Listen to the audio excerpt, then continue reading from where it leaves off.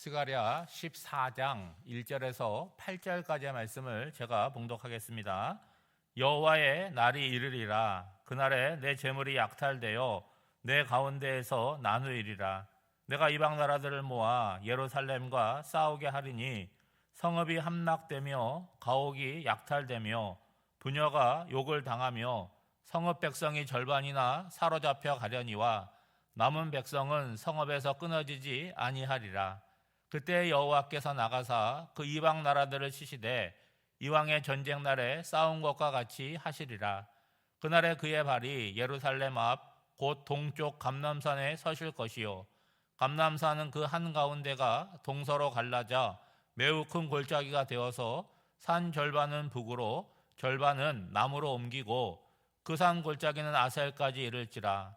너희가 그 산 골짜기로 도망하되 유다 왕 우스야 때에 지진을 피하여 도망하던 것 같이 하리라.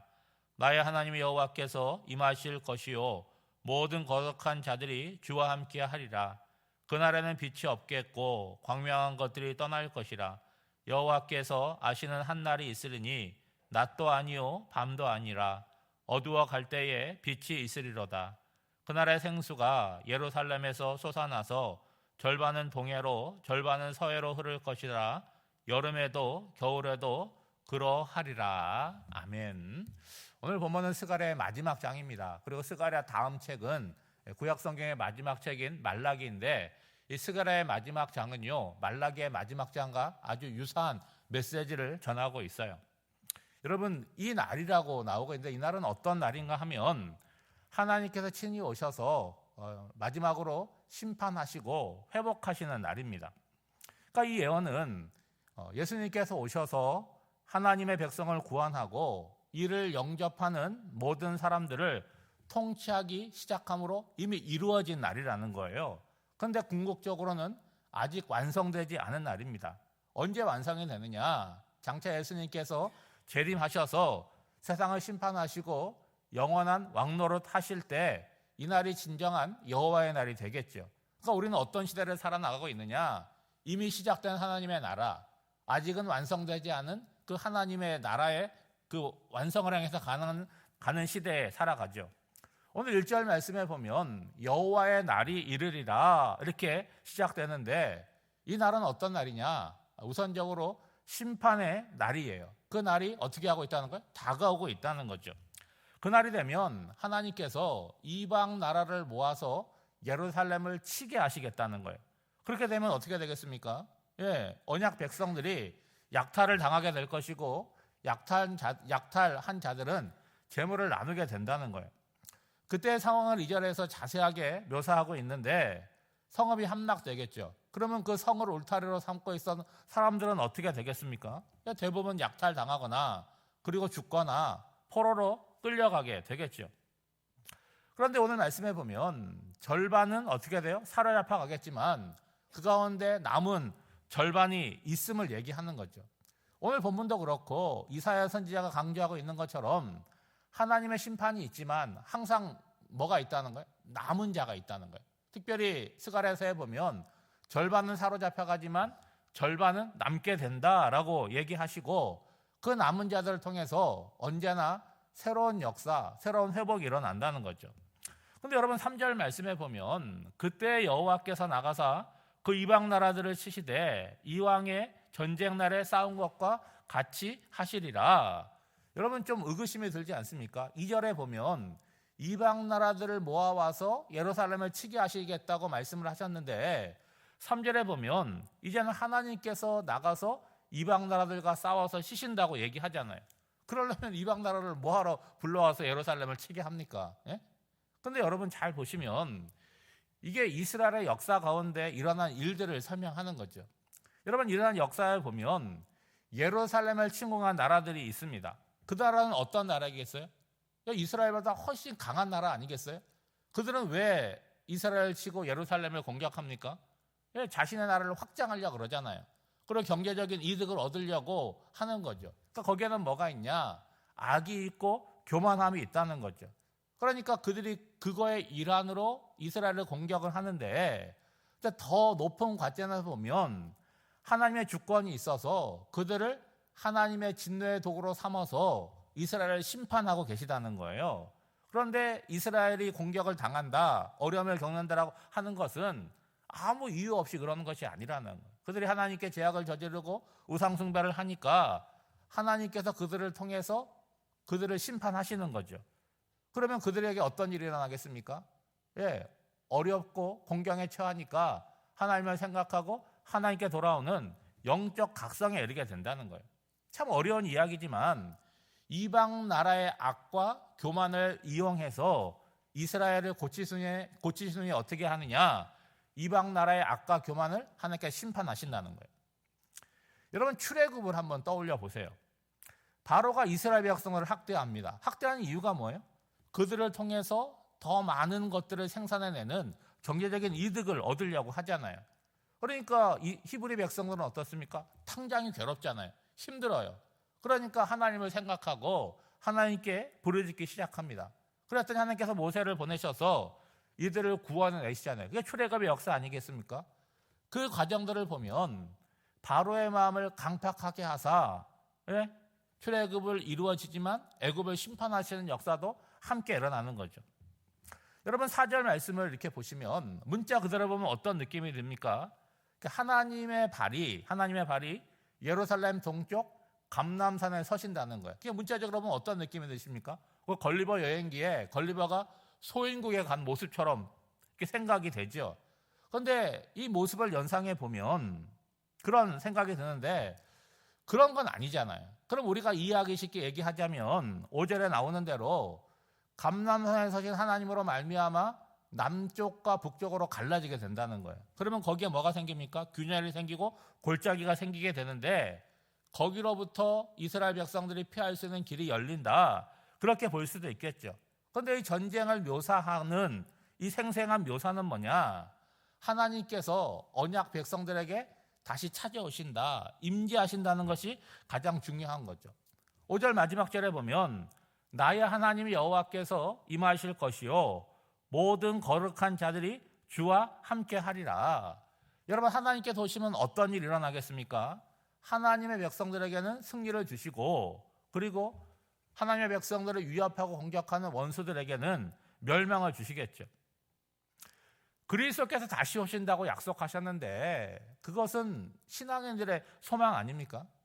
여러분, 초대교회 성도들은 자기들의 살아있는 동안에 그날이 이루어질 거라고 믿고 신앙생활을 했어요. 그래서 그들은 늘 입버릇처럼 하는 얘기가 뭡니까? 마라나타, 주 예수여 어서 오시옵소서, 그거를 고대했고 그렇게 기도했어요. 사도행전 1장에 보면 부활하신 예수님께서 40일 동안 제자들을 만나신 후에 하늘로 승천하는 모습을 나옵니다. 그러니까 제자들이 예수님께서 하늘로 올라가시니까 어디를 바라보고 있어요?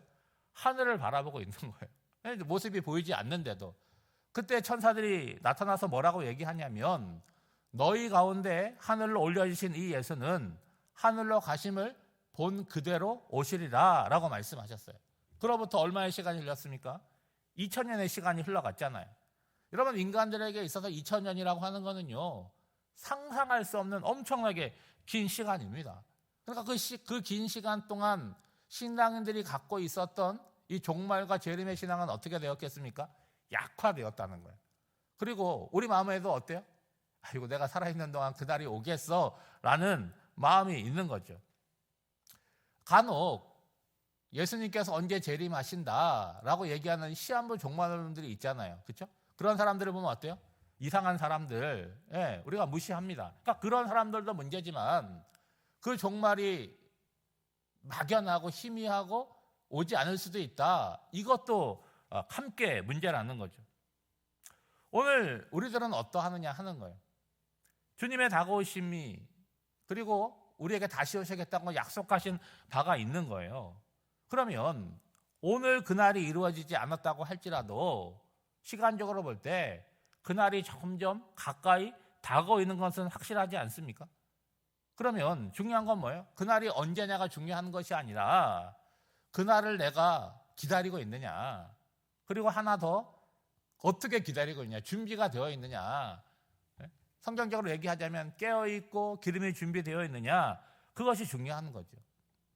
그날이 언제인지는 아무도 알지 못해요. 여러분 7절에 보면 여호와께서 아시는 한 날 이렇게 표현하고 있습니다. 근데 중요한 건 뭐냐? 그날이 오늘이라고 할지라도 우리는 기쁨으로 맞이할 수 있는 준비가 되어 있느냐. 개인적인 종말이 있을 수가 있고 그건 죽음이겠죠. 그건 주님께서 약속하신 대로 오시는 우주적인 종말이 있을 수 있는데 그날이 언제라도 상관없이 나는 늘 예비되어 있느냐. 그게 중요한 거죠. 여러분 6절부터는 그 여호와의 날에 일어날 일들을 묘사하고 있지 않습니까? 먼저는 우주적인 변화가 있다는 거예요. 6절만 보면 빛도 없고 광명도 없으니까 깜깜할 것 같은데 7절을 보면 낮도 아니고 밤도 아니라는 거예요. 그러니까 어두워갈 때 빛이 있다는 것을 볼 때 우리가 하는 경험으로 볼 때는 어떤 날인 것 같습니까? 해가 지는 시점이 있잖아요. 해가 지고 아직 밤이 안 된 시점. 그럴 때는 뭐라 그러니까 황혼이라 그러잖아요. 황혼역. 그러니까 노을이 비치는 그런 때 같은 시간이 지속된다는 거예요. 그러니까 기존의 창조 질서가 멈추는 거죠. 해가 뜨고 지는 일들이 없고 그런 상태가 계속해서 지속되는 시기가 있다는 거예요. 그리고 8절에 보면 예루살렘으로부터 생수가 솟아나서 여름과 겨울, 계절과 상관없이 동해와 서해로 흘러간다고 해요. 여러분 이 표현은 에스겔서에 나오는 에스겔의 성경에서 환상과 유사하잖아요. 성전에서 물이 흘러나와서 강물을 이루게 되고 세상으로 흘러가는데 그 물이 닿는 곳마다 죽어가는 모든 것들이 살아나고 회복되는 내용과 아주 유사합니다. 그러니까 예루살렘 성전, 에스겔은 그렇게 얘기했지만 오늘 스가랴는 뭐라고 얘기하는 거예요? 예루살렘이 마지막 때에 생명의 근원이 된다. 그렇게 말하고 있는 거죠. 여러분 누구라도 종말과 재림의 때를 알 수가 없습니다. 그리고 그날에 구체적으로 어떠한 일이 일어났는지도 알 수가 없어요. 왜냐하면 그거는 이례적인 경험이잖아요. 우리의 죽음도 마찬가지고 그리고 우리의 경험의 범주를 넘어선다는 거죠. 그러니까 막연하기도 하고 애매모호할 수도 있는 거죠. 그러니까 스가랴는 자기가 본 것을 이렇게밖에 표현할 수가 없는 것입니다. 그렇지만 분명한 게 있잖아요. 주님이 어떻게 하신다? 틀림없이 약속하신 대로 오신다는 거죠. 그러면 교회의 역할은 뭐냐? 주의 길을 예비하는 것이고 오늘 예루살렘에서 생수의 근원이 나오는 것처럼 교회가 세상을 섬기고 살리는 사명이 있다라고 하는 것이죠. 그러면 교회가 그 역할을 한다는 것은 결국은 누가 하는 거예요? 교회를 이루고 있는 지체된 저와 여러분이 일상의 삶을 통해서 그와 같은 일들을 감당할 책임이 있다는 거예요. 오늘 한날도 우리가 그런 축복의 통로가 되었음을 기억하시면서 그 역할을 감당하는 저와 여러분이 되시기를 주님의 이름으로 축복합니다. 기도하겠습니다. 하나님 아버지, 세상은 영원히 지속되는 것이 아니라 개인적인 죽음과 우주적인 종말로 끝이 있음을 성경을 통해서 알게 됩니다. 이미 시작되었지만 아직 완성되지 않은 하나님의 나라를 살아가면서 그날을 고대하며 오늘을 그 나라의 백성으로 반듯하게 살아가게 하옵소서. 예루살렘에서 생수가 솟아나오는 것처럼 주님의 몸된 교회에서 거룩하고 아름다운 것을 세상에 흘려보내게 하옵소서. 종교개혁 주의를 보냈습니다. 우리 삶을 매일매일 돌아보며 살펴보게 하사 잘못된 것은 뜯어서 고치게 하여 주시고 바른 것들은 삶으로 실천하여 습관이 될 수 있도록 은혜를 내려 주시옵소서. 오늘도 추운 날씨지만 이 새벽에 주님을 사모함으로 주의 전에 나와 말씀을 듣고 기도의 자리로 들어갑니다. 지금 이곳에 주님이 성령으로 임재하여 주셔서 우리와 함께하여 주시고 우리의 기도에 귀를 기울여 주심을 믿고 신뢰하며 정직한 언어로 하나님께 구하는 시간이 되게 하여 주시고 기도의 시간으로 끝나는 것이 아니라 기도하는 그것이 오늘 나의 삶으로 구체적으로 구현되는 복된 한 날이 되기를 간절히 바라옵고 원하오며 이 모든 간구를 예수님의 이름으로 기도하옵나이다. 아멘.